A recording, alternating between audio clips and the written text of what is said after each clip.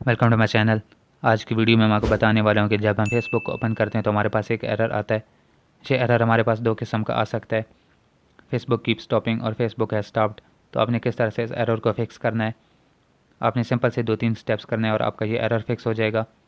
इसको फिक्स करने के लिए आपने सबसे पहले अपने मोबाइल की सेटिंग्स को ओपन कर लेना है। उसके बाद आपने ऐप्स को फाइंड कर लेना है। यहाँ पर सारी ऐप्स आपके सामने शो हो जाएंगी। तो यहाँ से आपने फेसबुक को फाइंड कर लेना है। फेसबुक पर क्लिक करने के बाद यहाँ पर आपको स्टोरेज का ऑप्शन मिल जाएगा, तो आपने स्टोरेज पर क्लिक कर देना है। उसके बाद सबसे पहले आपने क्लियर कैशे पर क्लिक कर देना है। उसके बाद आपने क्लियर डेटा पर क्लिक कर देना है। यहाँ से आपने इसको डिलीट कर देना है। उसके बाद आपने इसको बैक कर लेना है। तो यहाँ पे नीचे आपने परमिशन पर क्लिक कर देना है। उसके बाद आपने इन सबको इनेबल कर लेना है। उसके बाद आपने अपनी डिवाइस का फाइंड कर लेना है कि आप कहाँ से अपनी रैम और मेमोरी को क्लीन कर सकते हैं। तो उसको फाइंड करने के बाद आपने सबसे पहले रैम को क्लियर कर लेना है।